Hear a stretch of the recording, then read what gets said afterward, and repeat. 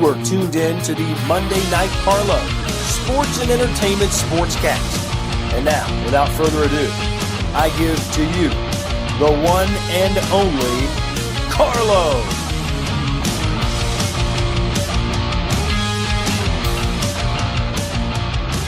Hey there, everybody. This is Carl Eggett. This is a brand new special episode of Monday Night Carlo. It's been a long time coming, but the Carlo is back, baby. He is back, baby. And tonight I want to talk all about WWE FastLane and the card itself and what my thoughts are on what's going to go down on WWE FastLane. So while I'm busy beavering away, emailing people to come on the show and interact with me on one-on-one interviews on the podcast itself that will return March 2016. Monday Night Carlo will return in March.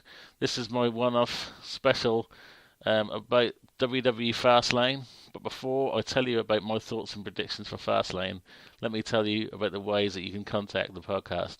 You can contact me via Instagram, Monday Night Carlo on Instagram. You can get hold of me via Twitter at MNC Podcast. That is at MNC Podcast. And you can also contact me via email as well, carleggett@gmail.com for any inquiries as to do with the podcast. Maybe you want to be on the podcast. Maybe you want to co-star on the podcast. Maybe you want to help with the podcast. If you do, then drop me a line, carleggett@gmail.com, at MNC Podcast on Twitter, and Monday Night Carlo on Instagram. So this podcast is a special introduction podcast to me being away for so long. I've been out of the game for around 10 or 11 months, and all of a sudden in my head I thought, how cool would it be to come back? I feel refreshed. I feel like I've got a lot to say, a lot to get off my chest in regards to pop culture, and a lot of guests coming to MNC. But before we make way for guests, I thought I'd drop you guys a special all to do with WWE FastLane and my thoughts on the matches. So let's start with WWE FastLane, and let's start with my thoughts on where WWE are in general. Well, WWE in general, the pay-per-view buy rates are pretty abysmal. I think that the subscriber numbers for WWE Network are pretty abysmal as well.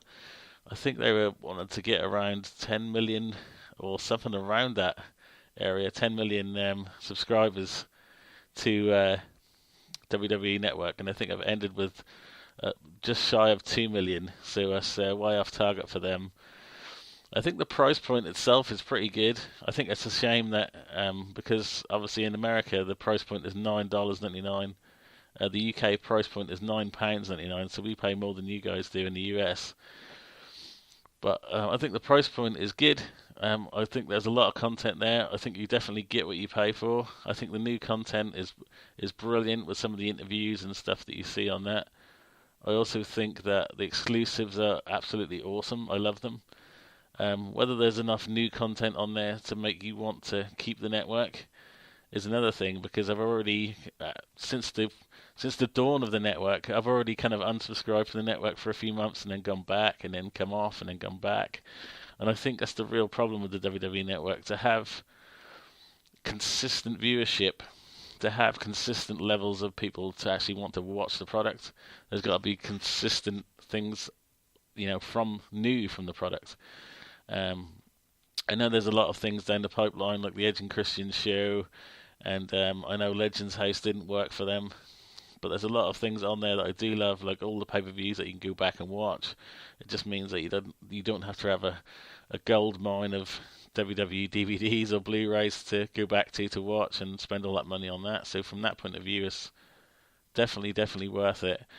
But for the original content, it's getting there. I love the interviews. I love some of the specials they've done. The Monday Night War specials are absolutely amazing, I think. The sit-down special, I think it was only 20 minutes long, but I watched one recently.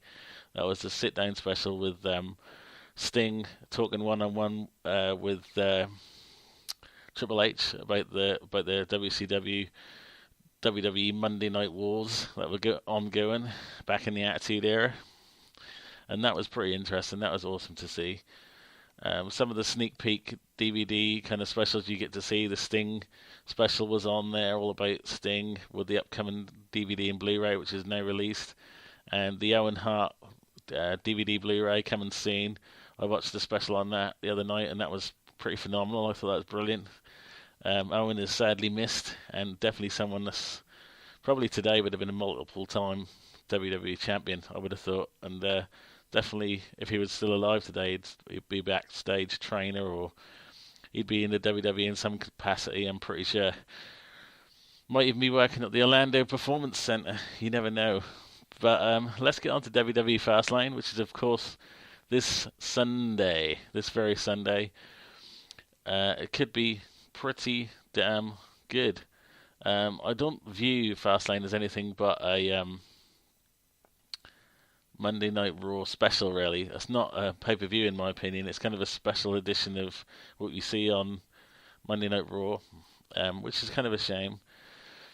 I think the whole very heavy volume of traffic with pay-per-views is something that the WWE really needs to look at. If they really want people to buy pay-per-views, I don't think there should be so many of them. I remember once watching the WCW DVD way back, all about the kind of implosion of WCW, and they said that the reason that WCW went downhill is because the effect of too many pay-per-views, and now WWE seems to have gone exactly the same way, which really surprises me, because I would have thought that they wouldn't have done that. But hey, we've had them around a long time now. But in my opinion, for today's market, if they want people to be interested again in the product and to raise interest, they should cut down the amount of pay-per-views. They should cut it back to 6 again, I think, instead of 12. A pay-per-view every month. Just, there's got to be enough roster. There's got to be enough great talent and big players in that roster to entice people to spend them dollars and pounds on that pay-per-view. And I don't think there is that at the moment, but there's some great talent in the WWE. I'm not saying that. Not just WWE. I'm a huge fan of NXT. I love NXT, as do a lot of other people. I think what I love about NXT is it's very old school feel WWE to it. It's just all about the wrestling. Triple H has just made it about the wrestling. Some of the women's matches are absolutely amazing. That you just never get to see those in WWE anymore. But let's kick on with FastLane. Let's get into the FastLane and talk about the matches. So first up, I want to talk about the 6-man tag team match. Pretty irrelevant one, but could be a good show opener, this one. This Big Show, Ryback and Kane versus the Wyatt family. I used to absolutely love the Wyatt family, and I'm quite up for seeing Ryback, Kane and Big Show just go to town here, but it should be a good clash of the Titans, as it says on the WWE website. What does it say here? It will be a true clash of Titans when Ryback, Big Show, and Kane battle the Wyatt family at WWE FastLane. Brought to you by Tap Out. There's my spiel for you. But yeah, as for who will get the W in this one, I think it's going to be the Wyatt family. But I think it's going to be a pretty hard fought match. It could be pretty good. Like I say, probably a good match, card opener, and good fun match up between all 6 players involved. But I think the Wyatt family will pick the W up on this one. Okay, next up on the list, a match that I'm excited about. Big fan of this man. Kevin Owens going one-on-one with Dolph Ziggler. Now, I know we've seen this a lot on Raw, but I think this could be the culmination match. And by that I mean this could be an epic match that we have been waiting for ever since these two kind of been testing the water with each other on these other matches that we've already seen. This is with the IC strap on the line that we all know that Kevin Owens recently picked up on WWE TV. But I love Kevin Owens. I think he's a dangerous individual. I think he's got some highly skilled movesets. I don't know if he's particularly over as much as I thought he was going to be with the WWE fans, but if you see some of the moves and stuff he's already pulled off in the ring in the WWE, I think it's only a matter of time before he really explodes. And this is something that the WWE need to do that they haven't quite done of late, and that is really push the younger talent in the WWE. we need future legends to come up. And I know they're doing that with Seth Rollins, or they were until he got injured, but I think Kevin Owens is definitely someone that needs that big push. So who knows, he could be a future star. But I think it's Kevin Owens coming up with the W for this match and keeping hold of his Intercontinental title, baby. You know, the American Dream, baby. You're tuned into Monday Night Carlo, the sports pop culture podcast, available on iTunes, Spreaker, and Stitcher Radio. So why not hit that subscribe button now? Monday Night Carlo, where pop culture fun lives. So, next up is on the list is Sasha Banks and Becky Lynch versus Naomi and Tamina. Can Sasha Banks and Becky Lynch put their problems aside long enough to form a winning partnership against Naomi and Tamina at WWE FastLane? Brought to you by Tap Out. You know what? In NXT, I'm so excited for women's matches. Some of the best matches you will find in NXT history are with the ladies. And they're extraordinary matches. Some of the matches go for 20, 30, even longer minutes. And seen some absolute classic matches. One that pops to mind was, I think it was NXT TakeOver between Sasha Banks, NXT TakeOver Brooklyn, Sasha Banks and Bayley for the championship was an amazing match. And one a couple of years ago as well. I think it was Natalya. She was in NXT against Charlotte with like Bret Hart and Ric Flair in the corners. That was an amazing match as well. But this one doesn't excite me very much. I don't know why it has to be a tag match. Why it can't be one-on-one. But hey, I guess that it wouldn't raise enough awareness. But to me, if it was me booking in WWE, if I was Vince McMahon, I would have booked Sasha Banks versus Becky Lynch, because I think them two could have put on a show and put on a match. I don't see Naomi as a very good wrestler, not compared to Sasha Banks. Sasha Banks and Becky Lynch as a tag team should easily come up with a victory, or would have thought, against Naomi and Tamina. So that's who I'm going for in that one. So now we go on to the Divas title match. Charlotte, the daughter of Rick, of course, the Ninja Boy, woo, against Brie Bella, who I think I've read recently is actually going to come out and retire along with Daniel Bryan. I don't know when she's going to announce that, but I would see Charlotte getting the W on this one. I can't see Brie Bella having enough in her locker to beat Charlotte. I could be wrong on this, and I know Brie Bella is kind of one of the power twins with obviously Nikki, and people see her as not laying down for any reason, but I think Charlotte's got too much in her locker, and I think Charlotte's going to come up with a W for that. So that's a quick one. Will Brie Bella avenge her injured sister when she battles a Divas champion who takes credit for sidelining her? So yeah, that was my little spiel on WWE.com there. Just read out for you.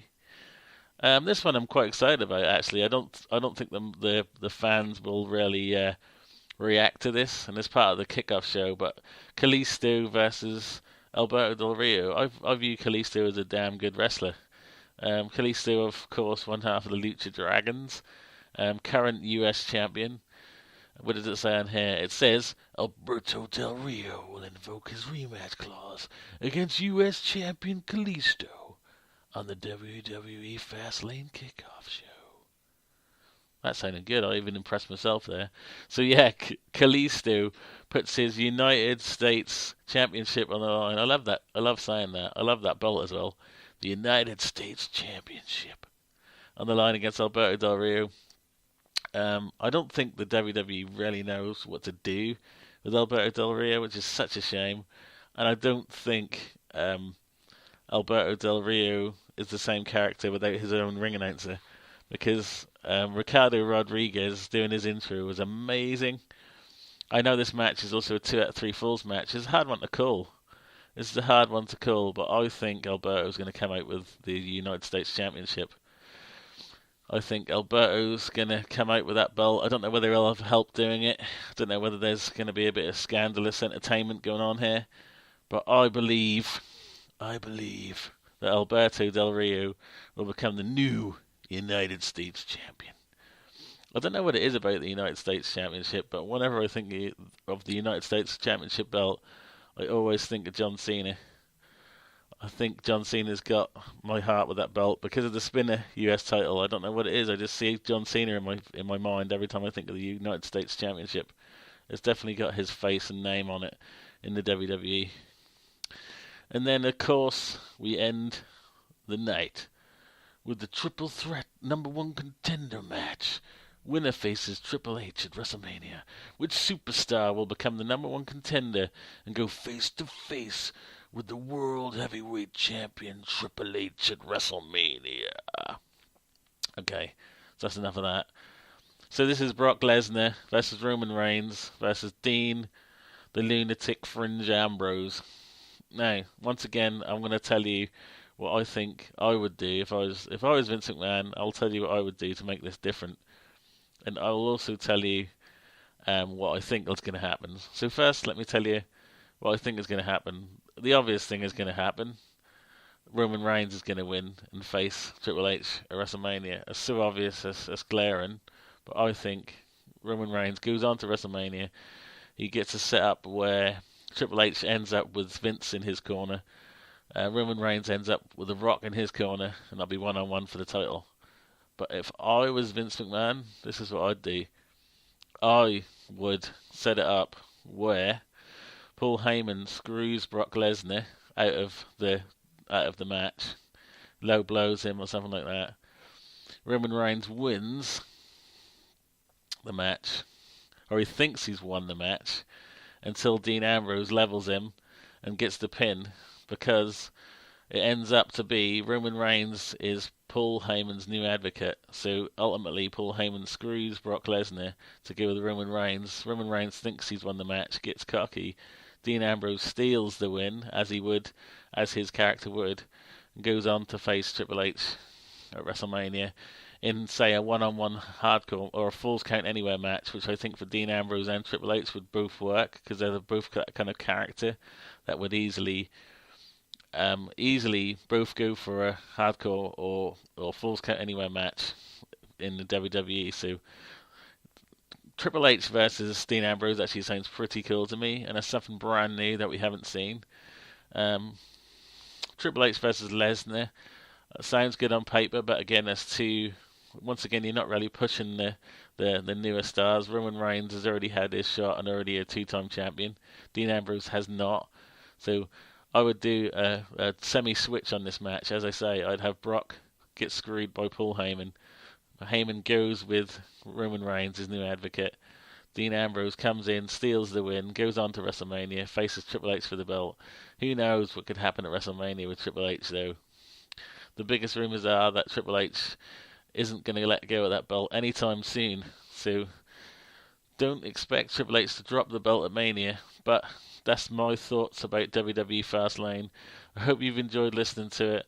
It's just a little taster preview of what's going to come from Monday Night Carlo in the months to come. I thought I'd drop you an extra special FastLane preview kickoff show, if you will. I hope you've liked my my thoughts and input on these matches. I'm pretty sure that you've got yours as well, so give me a tweet at MNC Podcast and let me know what you think of my thoughts. Also, let me know what your thoughts are. Also, let me know what your thoughts are on my outcome for the WWE Championship match, and whether you think that, it sounds cool to you that Dean Ambrose ends up in the main event at WrestleMania, just for something different for WWE fans, and also something that gives the fans something to react to, because we've all seen Reigns, get these spots before. Brock Lesnar's been a multiple champion and stuff before. So Dean Ambrose, maybe he deserves a shot and deserves his chance to light up the WWE universe. So that's my thoughts. My name is Carl Eggett. Like I say, I've been out of the game for a while now. If you're a brand new listener to Monday Night Carlo, then welcome aboard. Hopefully you hit that subscribe button. The podcast itself is available on iTunes, Stitcher, Spreaker, TuneIn radio app, as well as many others. Hit that subscribe button. It's free, and it'll download straight to your device, free every month.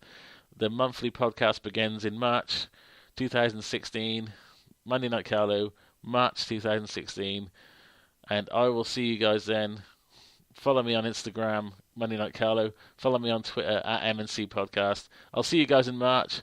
Have a good few weeks, guys. I'll see you in March for that WrestleMania countdown show and for that pop culture show as well, coming soon. Talking all about everything to do with pop culture, whether it be movies, music, with guests coming on the show as well in the coming months. So hit that subscribe button, and I'll see you guys very, very soon.